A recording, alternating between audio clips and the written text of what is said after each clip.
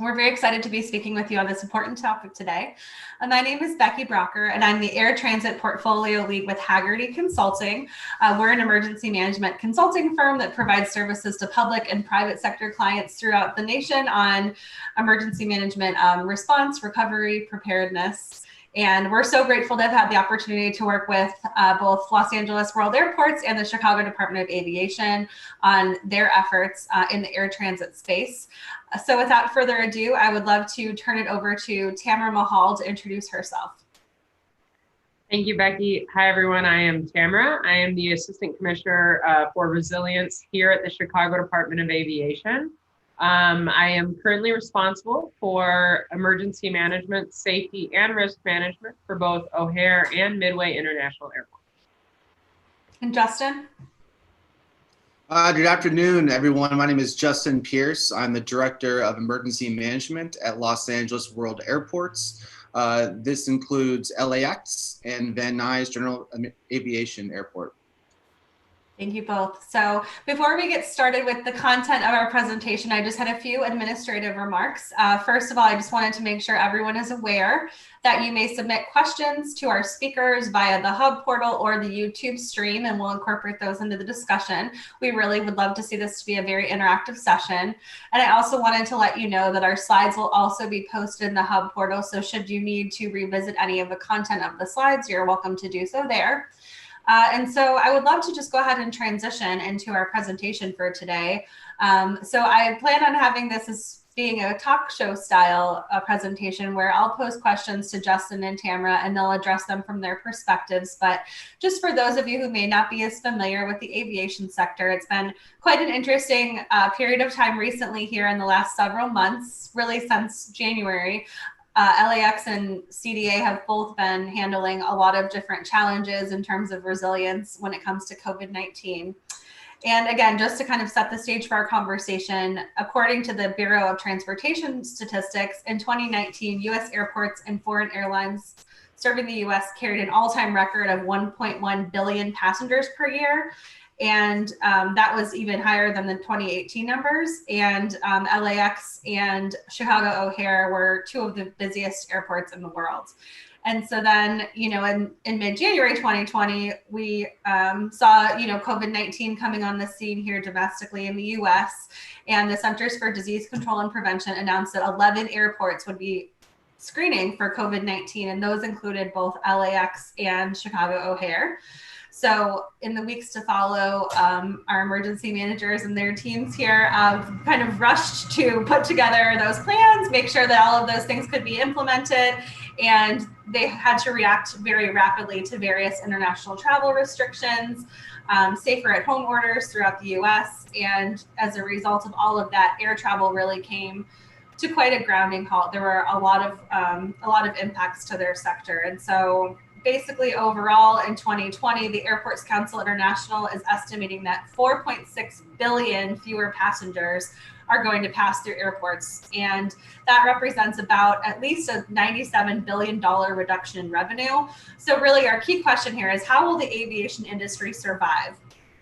And of course, we understand that having a safe, secure, and resilient air transit system is really critical to reducing public health risk and also supporting the U.S. critical infrastructure as a whole. So really what we want to achieve from this conversation is just underscoring the point that government and private sector partners really need to work together to reduce the risk so that we can restore confidence to passengers, as well as airport employees, concessionaires, service providers, and airlines, of course, who are all of our partners in air travel. So these two airports are really helping to lead the charge by implementing new policies, leveraging technology and evaluating existing technologies that can be applied in this setting, and rethinking resilience during the largest pandemic that we've seen in over 100 years. So again, we're looking forward to learning from their successes, challenges, and lessons learned today. So I'll go ahead and start off with one of our first questions here. So we want to discuss the initial response to really the COVID-19 situation at your airports. Tamra, the first question is for you. What policies and plans did O'Hare have in place to guide the response to COVID-19? And to what extent did both O'Hare and Midway have to adopt their plans to meet the specific needs of COVID-19? Yeah, great question. I'd say that we had several plans and policies in place. But what's interesting about the airport is that we are hands down the most complex operating environment on Earth. Airports in general are kind of like an onion in terms of the different partners that are coming together to work on different parts of keeping an airport up and running, and certainly servicing our airplanes and serving our passengers. So I'd say when we think about the kinds of plans that were in place prior to this happening, we can't just think about the Chicago Department of Aviation, but also our city partners as well as our federal partners. CDA does maintain an emergency operations plan for both Midway Airport and O'Hare Airport. We do include a public health annex in there that really provides the foundational basis for how partners will come together to coordinate and communicate in the event that we do have some sort of public health emergency that requires a response. But we also rely heavily on the City of Chicago's Department of Public Health. We have a very close relationship with them. At our airport, our public health partners are badged and ready to respond, and they even have their own plans for how they will support the airport should we have a public health emergency.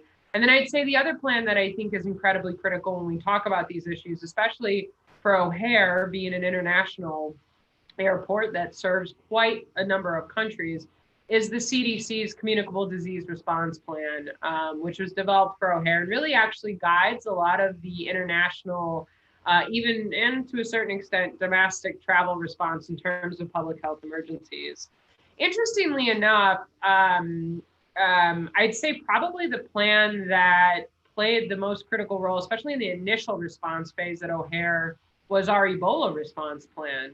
Because back in 2014, when certain airports were selected for screening activities for Ebola, the city of Chicago developed a pretty comprehensive Ebola response plan. And COVID-19 didn't start here at O'Hare as a pandemic that was impacting the city of Chicago. Of course, it started with the implications of a pneumonia-like virus coming from China and needing to implement screening. So I would say that plan combined with the other plans that we have really helped guide the initial response. But of course, when we started looking at what we were dealing with this novel coronavirus, we immediately identified that the impacts both locally in terms of our ability to carry out a pretty extensive screening operation that was changing rapidly, as well as towards the end of February when we saw that there was a potential that the pandemic could hit us domestically. And of course, Chicago had the second confirmed case in the country that was related, and it was related to travel. We identified we really needed to adopt that plan. And so what we did was develop at the time was called novel coronavirus, is now called the COVID-19 concept of operations, which really takes all of those plans and brings them together into a framework that allowed us to effectively coordinate throughout the duration of this, focusing on a few key areas such as sanitization, communications and marketing, our screening process, handling our own internal employee support, as well as the support of other badged employees, and of course, the provision of personal protective equipment where applicable. Great, thank you so much, Tamra.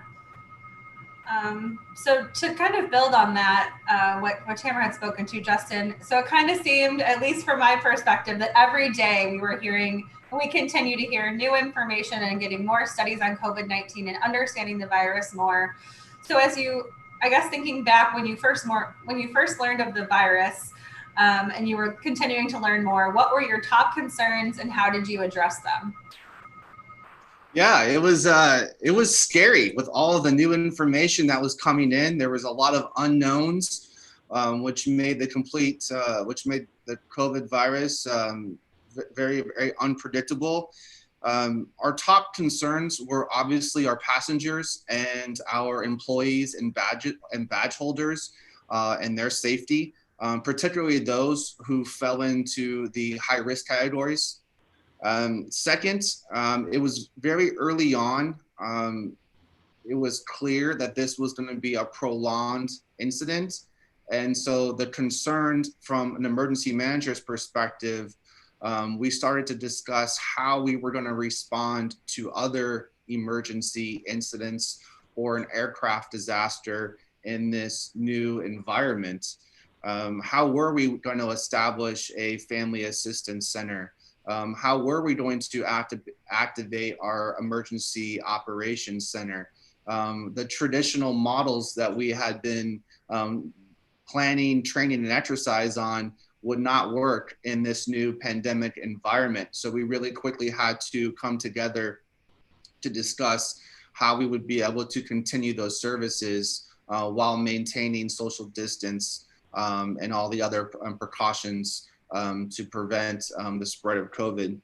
The third was, how do we continue airport operations? And I think we'll get into the impacts of COVID later on. But the third items that really jumped out of my mind was, how do we continue our airport operations having so many different impacts that affected us at both LAX and Van Nuys. One of the first things that we did is we sent home all of our at-risk employees.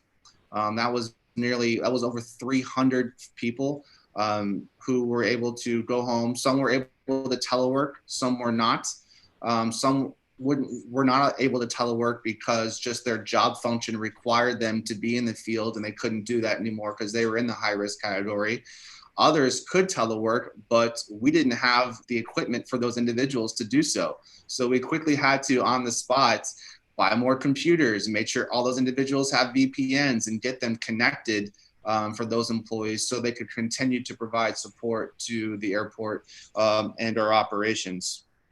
And in regards to the information and how it changed daily, we really tried to govern ourselves not to be reactive to the news of the day and take a holistic approach to looking at the threat, in which case this was COVID, understanding it, understanding what COVID was a threat to, and then how do we come up with very specific solutions to mitigate that threat to ultimately, again, protect our passengers and our badge holders.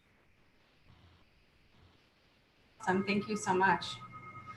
So thinking about consequence management and the impacts of COVID-19, Justin, I know that passenger volume dropped dramatically to 95% less than the previous year at LAX. So can you talk to us a bit about those primary and secondary impacts to LAX that resulted from that development? Well, I'm happy to report we're only down 70% now from where we were a year ago. So we're slowly climbing in the right direction. Hopefully that continues. So the joke that I got a lot from all of my peers was, well, you must be pretty bored as the emergency manager because you have no passengers right now.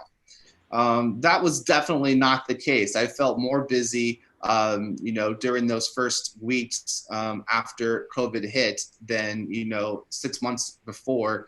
Our passenger volume was a lot higher.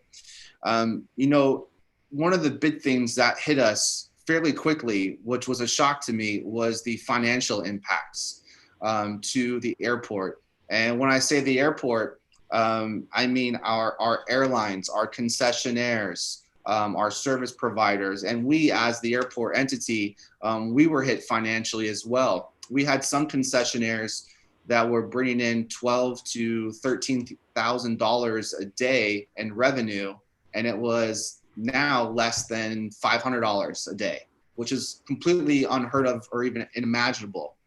And so they were looking for us for financial relief. At the same time, we're cutting our costs because of the impacts to our financial budget. This has been an ongoing thing that we've had to try to mitigate, and it certainly has been widespread. I think the second one for cascading impacts is the impacts to our workforce. As I mentioned before, we sent home about 30% of our workforce because they fell into that high risk category. But we also had a number of employees who may have been exposed to someone who tested positive for COVID. So out of precaution and following guidance from our public health officials, those individuals were sent home for 14 days. So we lost additional staffing from our workforce. So there was a point where it was extremely difficult for us to cover all of our shifts to maintain compliance with FAA and other federal, state, and local regulations. And our operations team had to get very creative on how they staff to cover our airport operations so we can continue to operate. Great, thank you so much. And we actually just received our first audience question, so thank you so much to whomever submitted that. Tamra, if you don't mind, I'll ask you to respond to this one first, if you're able. So this person commented that public sentiment towards U.S. airports has been mixed when evaluating the measures taken by U.S. airports versus international airports. So the question is, what role do airports as organizations take to determine the level of screening? The question says, but I would interpret that to mean the appropriate screening measures, or how specifically you do those processes at your airports. It's a great question, and one that we get quite often at the airport. You know, I think before I get to that specifically, what I'll remind our listeners is that, you know, again, we are a very complex operating environment. We have many partners that come together to work simultaneously to kind of make sure that everything keeps up and running. And I think what's been really interesting internally at the airport is that each of these organizations is making up different policies and kind of has a different piece of the pie for the responsibility that they have. And most often the policy decisions that are coming from their headquarters, and they're just responsible for implementing them here at the local level. I think when we think about the areas that we really want to make sure that we can make passengers and our employees feel safe, we tend to focus on the terminal environment. And when you think about the different touch points that people have, you're coming curbside to get dropped off, you're going inside, you're going through the TSA security screening area, you may be going to concessions, you're waiting in your hold room, and then you get on a plane that's controlled by your airline. And you have a lot of these different policies and perspectives that are coming together. I think the airport as a whole has two primary responsibilities when it comes to trying to dictate how these things come out. I think the first is really looking to public health for best practice and guidance on what we can do to keep our passengers and our employees safe. Here in the city of Chicago, the guidance that we've received is there's certain things that we can do, like require face coverings. And what we have to do, I think that is the second most important thing, is work with our partners to make sure that there's a level of congruence when it comes to those policy decisions that are being made. So it's difficult, for example, this is just an example, if we said face coverings are required and another organization said, but our policy says that they're not, we have to work really hard with our partners to provide a consistent basis for that and determine based on what's going on locally, how we're going to implement that guidance and what that guidance may be. I think the other challenge there for airports, and one of the reasons why you don't see more consistency across the board in terms of the way that we approach these certain situations, is that we have both what's going on with the COVID-19 outbreak locally. For example, in Chicago, we're still doing very well. And then, of course, we have what's going on in other areas of the world and even in other parts of the United States when we combine all of these travelers. So it makes it very difficult to provide a consistent set of guidelines and rules across airports, that some of which are privately owned, some of which are publicly owned, like the ones that Justin and I work for. And so it does make it difficult. But overall, I'd say that there's been a lack of federal guidance that provides kind of a consistent approach across, and we're all just doing our best to work with our local health departments to make sure that we can provide that consistent approach back to the passengers and the employees. Thanks so much, Tamra. Justin, did you have anything to add to what Tamra had said in response to that question? You know, looking back, like Chicago, initially we wanted to wait for guidance on what to do and how to respond and how to keep everyone safe from our public health officials, from our federal partners. And, you know, the reality is no one exactly knew what to do.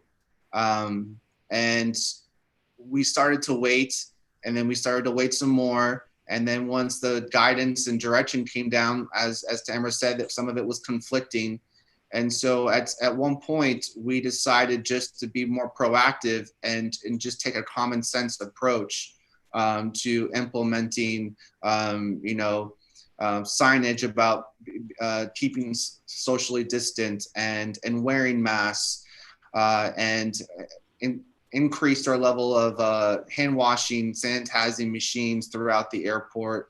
The little things that we thought we could do, regardless of the direction that we got from our partners or from public health officials, would help make a difference. And so looking back now, I think if I could change one thing, I would have acted even faster and anticipated the guidance being a little slow coming down to airports, and just jumped in and started to do proactive things. And we can always pull back. It's easier to pull back than having to speed up and catch up to new policy and guidance. Thanks, Justin. And I think that conversation weaves really nicely into what the next question I was about to go to previously. So Justin, can you talk to us more broadly about that operational coordination component that I think both you and Tamra have touched on, really thinking about how coordination looks, what it looks like and how it works between airport, city, county, federal, private sector partners, to include the challenges that you experience as well as the successes in that arena? Sure. I'll go back to, emergency management's, core responsibilities, and that's maintaining relationships and bringing people to the table. It's the power to convene. I think the key to a successful emergency manager or business continuity personnel is having a network wealth. And what I mean by that is having the ability to reach out to your key partners and bring them to the table when you need them. And in this case, it was to solve problems. Throughout this incident, I've followed the 3x5 rule. The 3x5 rule goes like this. Every day I would call 5 people, I would text 5 people, and I would email 5 people within our operations. And the whole purpose of that was to say, how are you doing? What are you seeing? And what do you need? And for every one problem I was able to help out with a partner agency, I felt like in return, in the future, they were able to solve 3 of my problems. And I would do this every single day to have those touch points with our partners. So when we needed them to bring them to the table to help us with our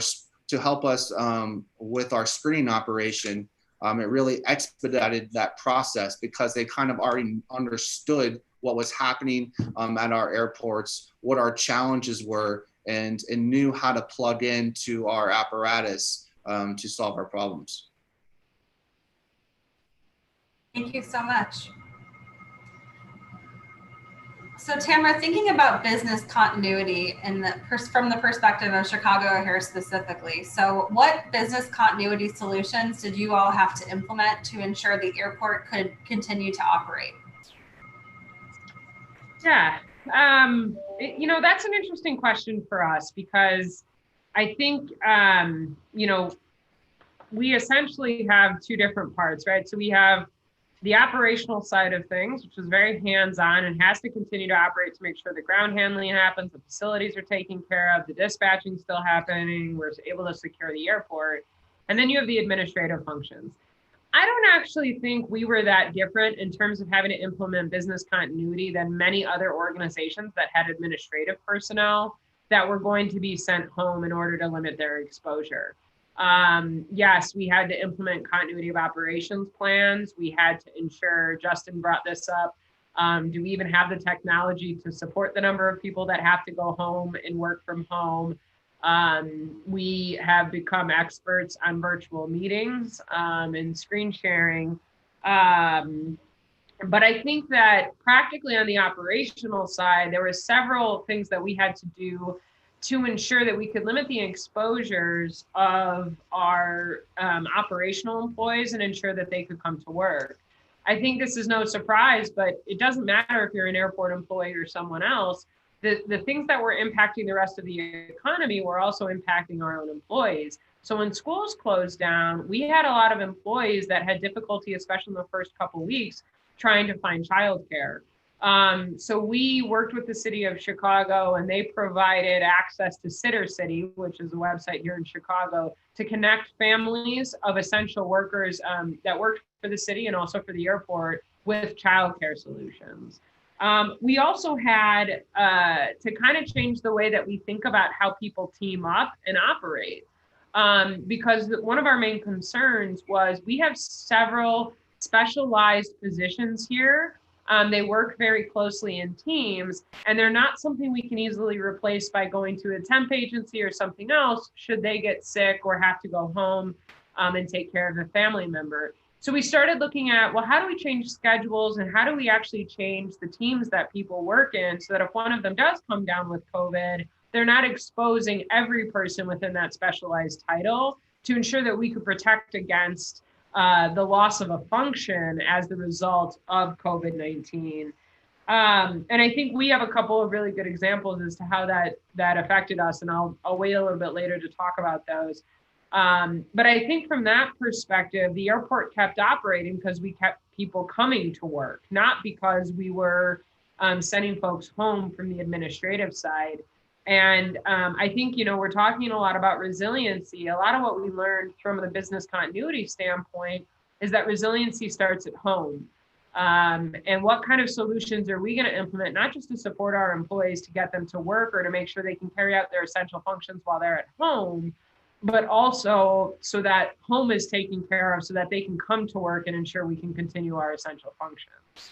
So I think there were a lot of different solutions that we had to implement that mirror what a lot of other folks had to do, but also bring in the complications of having an on-site need for personnel to be here and maintain an active presence at the airport.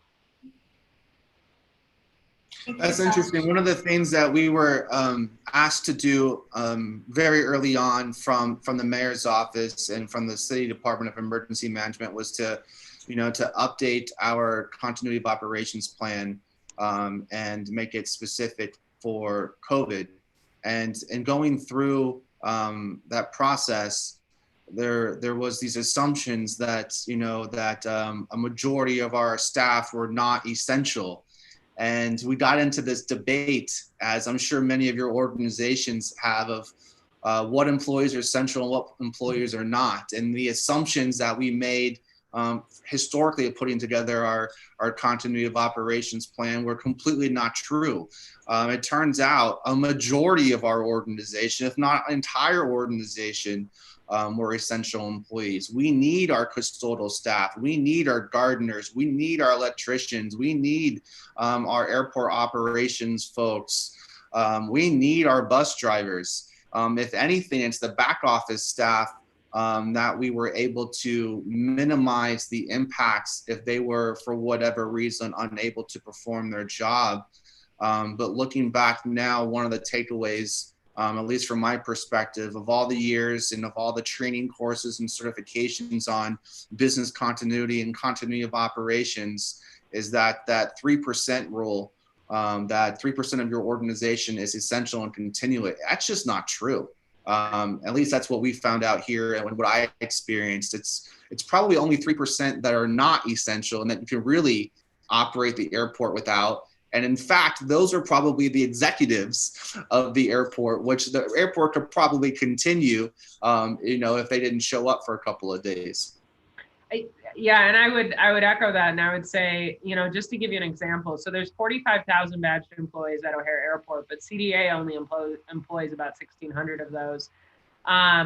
Of all of the 1,600 employees, only 130 something were eligible for teleworking because everyone else is an operational person that needs to report to work.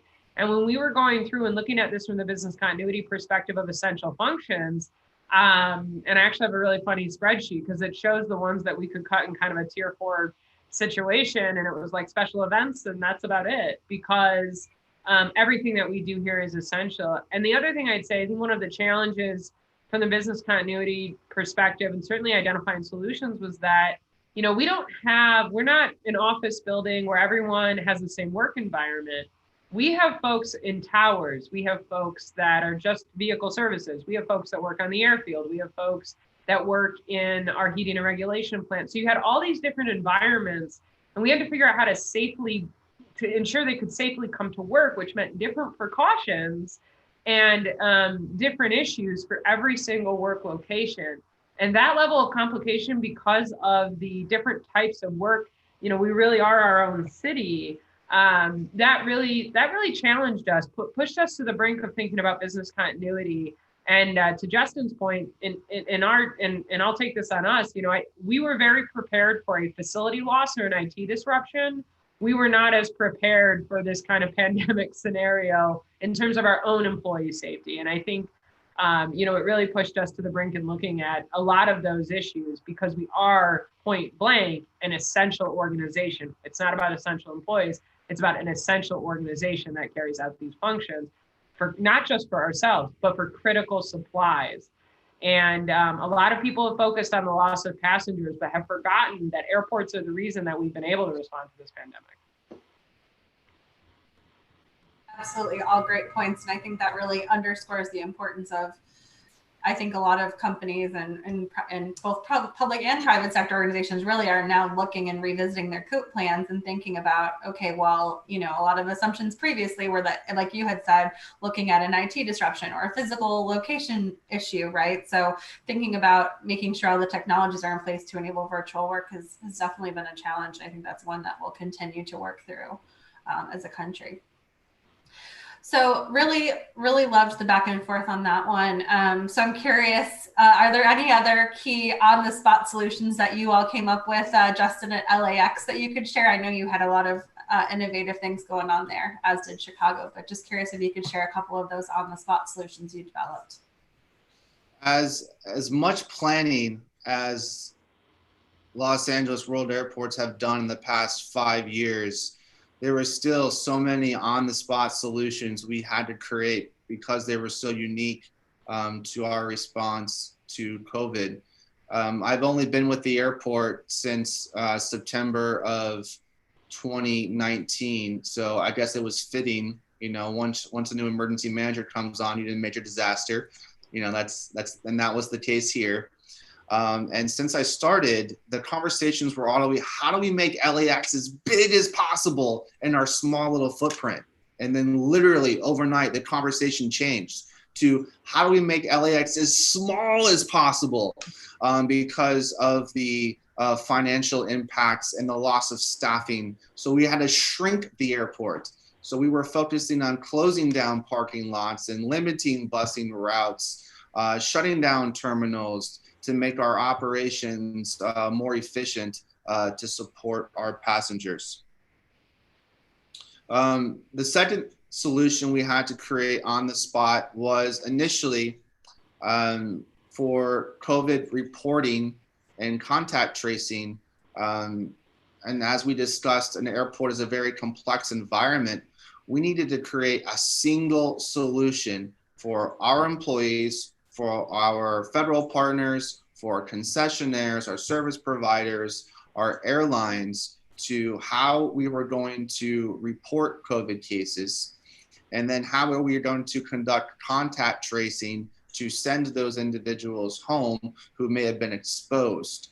Obviously, our county and state health officials were completely overwhelmed initially because of just the vast scope of this incident. And so we took it upon ourselves to protect all of our badge holders and had to come up with a streamlined process to do so.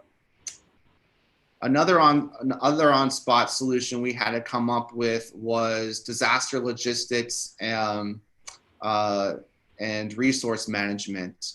LAWA, we buy a lot of stuff every single day, and that's done from a decentralized process. So every division and group within our organization more or less procures their own supplies, including PPE, cleaning supplies, face coverings, things to that nature. And what we found initially is all of our divisions and groups were actually competing with themselves, contacting a single vendor by 4 or 5 of our divisions asking for the same supplies. And so what we had to do is really establish a true logistics team to coordinate and streamline that process. So one, we were not competing with ourselves, and two, we were maximizing our limited resources to as quickly as possible get the equipment and supplies that we needed in order to protect our employees and our passengers. Great, thank you so much. So Tamra, was hoping you could share some of the lessons learned in the city of Chicago while you were simultaneously responding to COVID-19 and the civil unrest that occurred in the city and surrounding communities last month. Yeah. For context, I think for those that are not as familiar with Chicago, the Chicago Department of Aviation oversees both O'Hare and Midway airports. O'Hare is the busiest airport in the world based on aircraft operations. And so we often think of Midway as the little brother, but actually Midway is the 26th busiest airport in the United States. So it alone carries 22 million passengers in a normal year. And O'Hare is kind of set off in the northwest suburbs almost, even though it's considered part of the city. But Midway actually is quite literally in the very urban environment of the city. So with the death of George Floyd and the resulting unrest and protests that took place in Chicago, although O'Hare was a little bit immune from it, Midway certainly was not. And we saw several protests that occurred literally on the corners of the airport while we were still very much in the height of thinking about and looking at our COVID response. And I think that there were several challenges. I didn't talk about this earlier, but I think one of the things that we have to keep in mind is that this is historically the longest response operation that's ever gone on in the United States at this level. And certainly for the Chicago Department of Aviation in the city of Chicago. By the time that this civil unrest period had hit, our team had been working on COVID for 4 months straight. And the city of Chicago's Office of Emergency Management had also been working on COVID response for 3 months.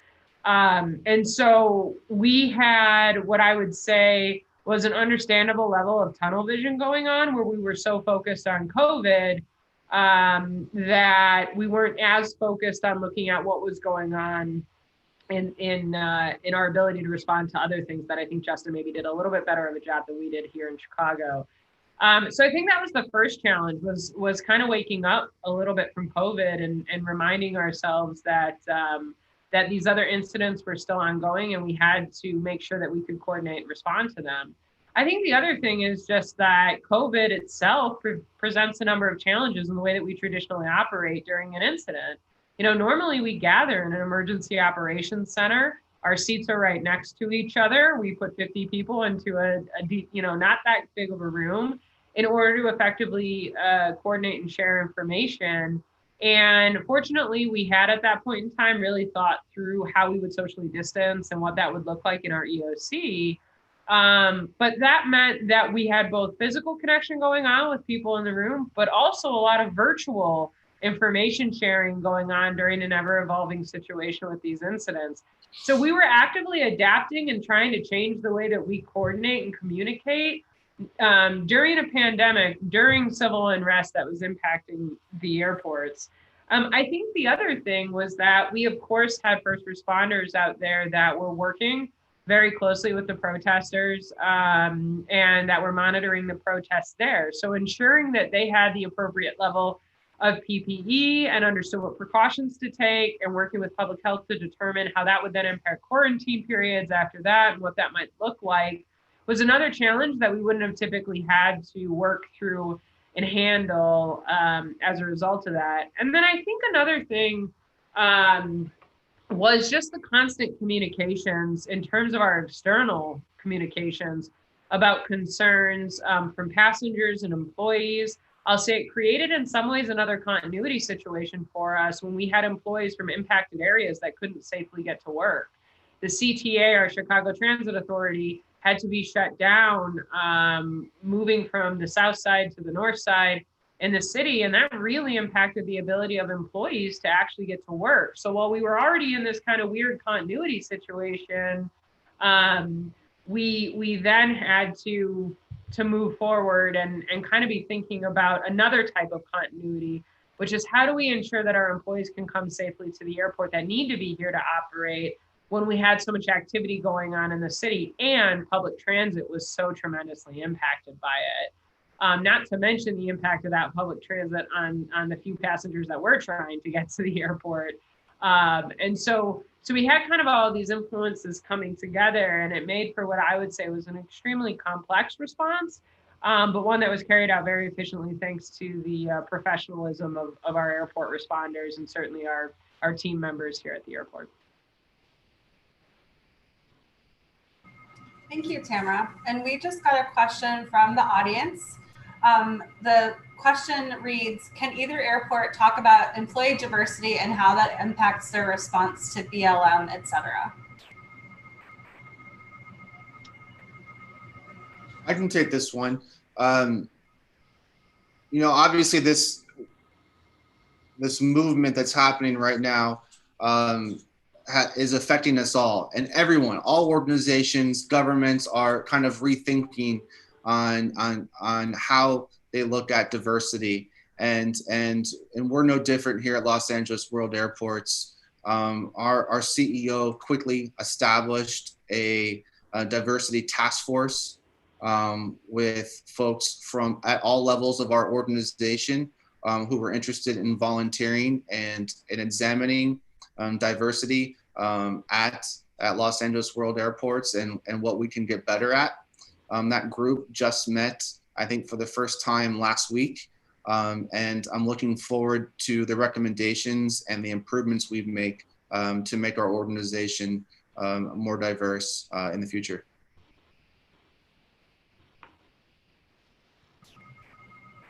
Thank you, Justin.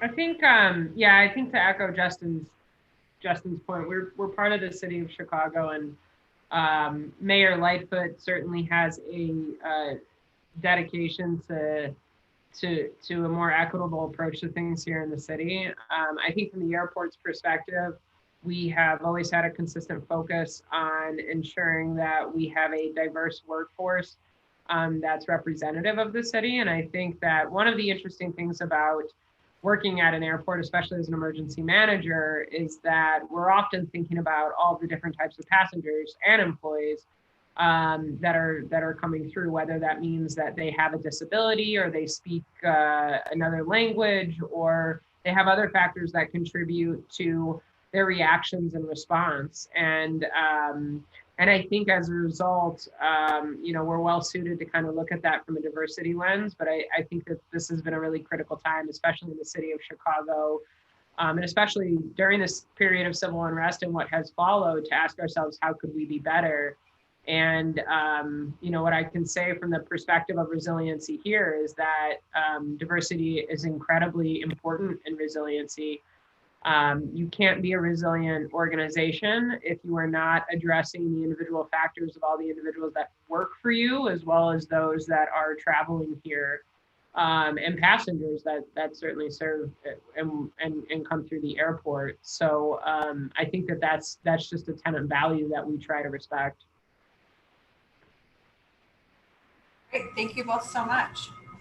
So shifting our focus now, with the remaining time, I'd love if we can think about recovery and building resilient airports and continuing to have that emphasis. So Tamra, if you don't mind starting us off here, from this experience, what has Chicago O'Hare learned about resiliency?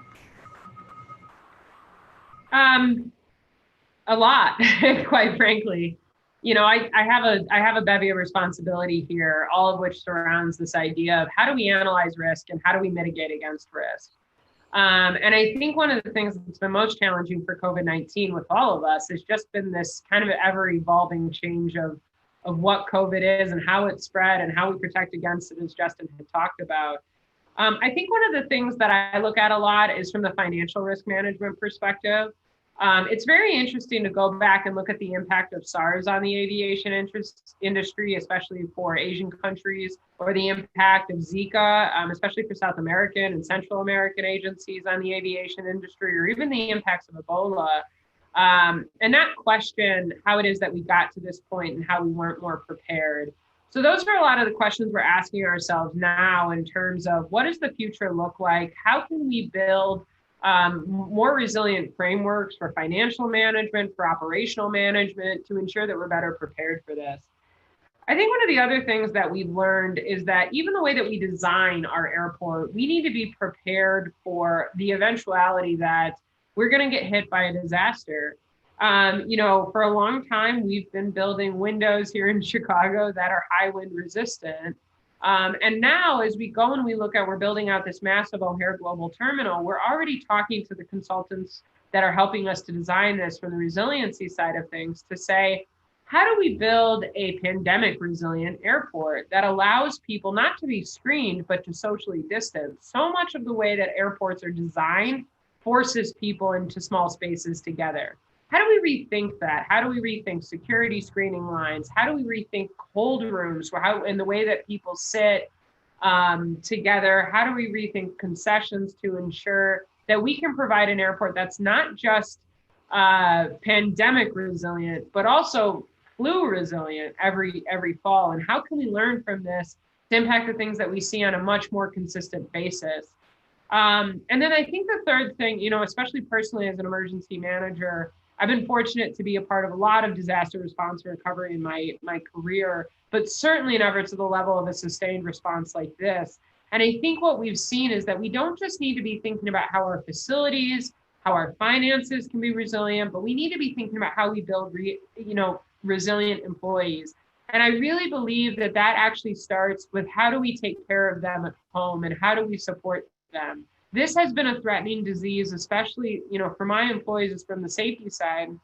For the employees that are medically vulnerable themselves, or especially for our employees who are not, but have a medically vulnerable person at home that they love and care about, the fear of coming to work and not feeling like they were safe, or not even knowing what to do outside of work was really powerful. And so I think one of the things we've done in terms of our education campaigns, we've kind of transitioned away from just saying how to be safe at work, but also how are you safe out in the community at home? How can we help educate around those issues so that people feel more comfortable in general? That not only helps make us more resilient as a workplace by keeping these types of public health disease or infectious diseases away, but also ensures that our employees feel comfortable leaving their home to come to work.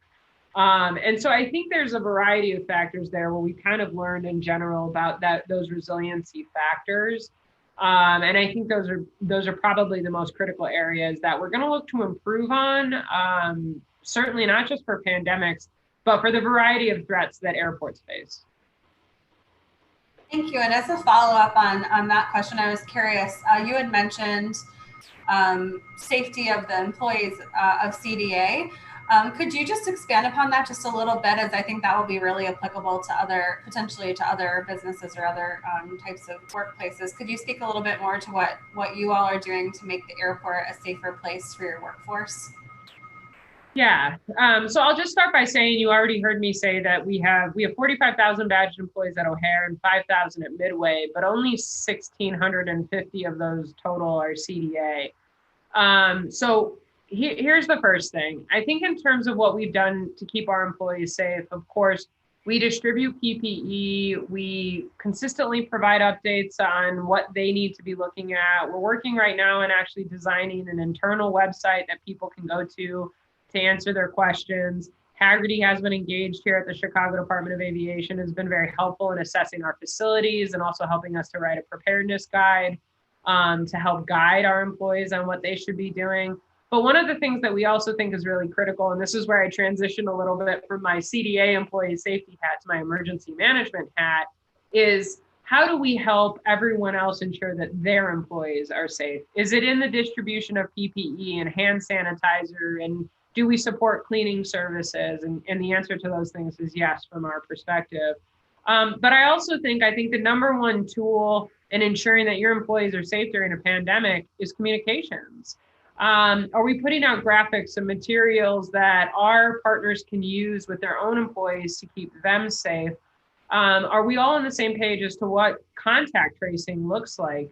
Especially in the beginning, so many organizations would call us and look for guidance as to what to do if one of their employees had tested positive for COVID, because we have this wonderful gift that they don't have, a direct connection to a public health official. And so what we did was provide a lot of support to our employers so that they could provide support to their own employees, so that we were viewing this from a holistic standpoint of saying every badged employee here matters and every badged employee's safety is critical to the operation of this airport, instead of just staying focused on the city of Chicago. So whatever we did, we communicated out, we provided the resources to ensure that there's consistency going on across that basis. And I think from that employee standpoint, we've been as successful as we could be given the level of changing guidance that has gone on. Thank you so much. Shifting the spotlight back to Justin for a moment.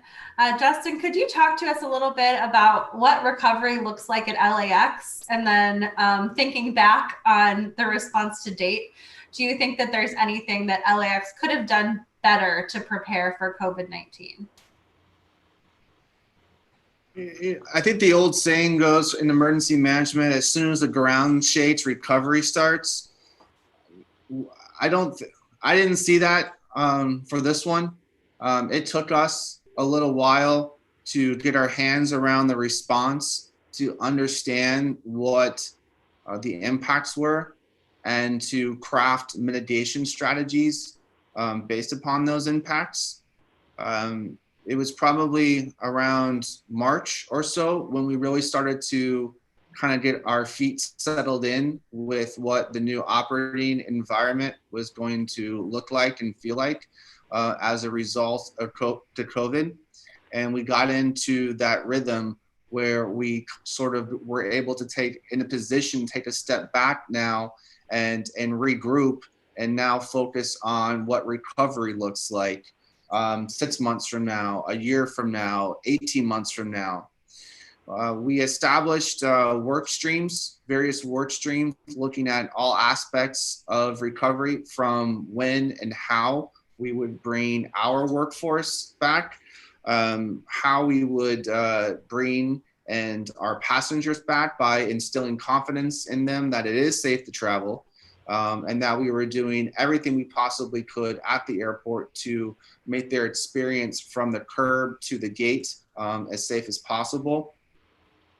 We wanted to take advantage of the situation with the reduction of passengers. We have the ability to help expedite some of our major capital improvement projects. So we're trying to rapidly get our automated people mover and our rental car center and all the other major big construction projects completed as fast as possible, because we don't have as much traffic and congestion and passengers as we normally do. And we looked at, how can we engage and communicate with our stakeholders more effectively? And we were just previously talking about this, and informing them and giving them the information that they need to make better informed decisions. We started to examine what are those recovery indicators? Like, how do we know things are improving so we can know how to influence those things? So we created recovery key performance indicators. We loaded those into a Power BI dashboard for us to use and to analyze to help inform our decision making. And Becky, yes, perfect. I was just going to say, I think we have a screenshot. So this is an example of the dashboard that we created with all these different indicators of information, looking at passenger counts from a given moment to a year ago. And so we could actually progressively see our improvements in certain areas. We also partnered with Pepperdine University and the Homeland Security Council. They have a great tool called Solace. I think we also have a screenshot of this. Yes, right here. So this is a dashboard we created, which helps us monitor the CBP's and CDC's screening operation at LAX. It also accounts, and this is where we put all of the data for all of our badge holders who have tested positive to COVID and where they were working at the time when they tested positive. So we can sort of see trends and a visual representation of where we're seeing clusters of positive cases. So we can increase cleaning in that area. We can push out messaging. We can ensure that people are being socially distant. These are some of the tools we use that really armed us with information to help our decision making when it comes to policies, plans, and then procedures.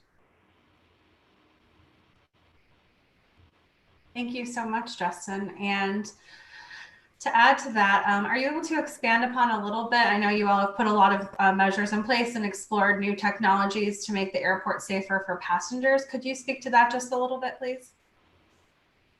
Sure. You know, I think now is a great time for experimentation. There are lots of things that we're doing to try to make things better. You have a shot on the screen here of our terminal wellness program. We partnered with a few companies about a month ago, and we want to do thermal screening checks at our airport. While we recognize if a passenger or an employee has a temperature, that's not the only symptom of that doesn't necessarily mean that individual has COVID, but maybe this is one additional data set that we can use to help inform those passengers to make people safer and feel more confident about the traveling experience. And so in Tom Bradley International Terminal, we started to pilot thermal scanning technology. Again, you know, it's let's see how this works and see how we can use it. What are its strengths? What are its weaknesses? And will this ultimately help us achieve our goal?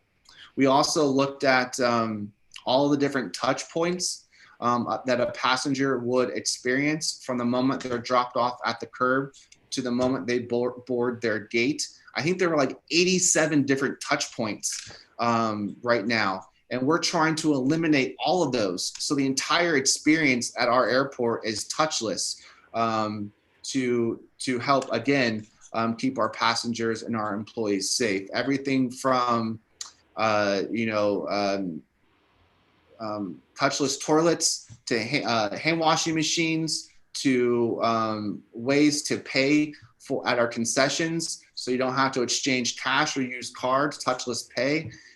Everything in that process, we're looking at how do we reduce the touch points as a traveler is working through our airport. Thank you so much, Justin. And I think we're right up against our final seconds here. Any closing burning thoughts from either you, Tamra, or Justin? I'll kick it to you first, Tamra. You know, I'll just say that this has certainly been a challenging time for the aviation sector, both in the perspective of continuity of operations for our own employees, our ability to keep up with revenues, and then of course, experiencing losses in our own community. And I think there's a lot we can learn from this, and I'm very proud to be part of both my local community as well as an airport emergency management community that is open to sharing what we are learning so that we can all improve and create a more, not just more resilient Chicago airport, but a more resilient sector. Thank you so much. And Justin, any closing thoughts? We have to do a better job at preparing. I see it's such a reactionary industry where organizations, both government and private, only make progressive and actionable change after an incident. We have to move past that. So now I'm talking to all of the executives and financial folks that are listening, And it's whatever your budget is for emergency management and business continuity, triple it. I'm serious. You have to, the amount of investment that an organization puts up front to protecting themselves and preparing for these crazy situations, you're going to get that money back on the back end, because it's going to reduce the impacts to your organization and it's going to help you able to respond. So I hope that this is yet another wake-up call for all organizations to focus and pay more attention to emergency preparedness and building resiliency within their organization. Great. Well, thank you so much, both of you, for your time, and to everyone who is watching and listening. We really appreciate your participation and your questions. Please feel free to reach out to us at any time with any questions you may have. We have our contact information here on the slide, and it's also available through the speaker portal within the Hub platform. So without further ado, we will go ahead and conclude this session. Thank you all so much for your time, and we look forward to hearing from you soon. Thank you. This was fun. Hope all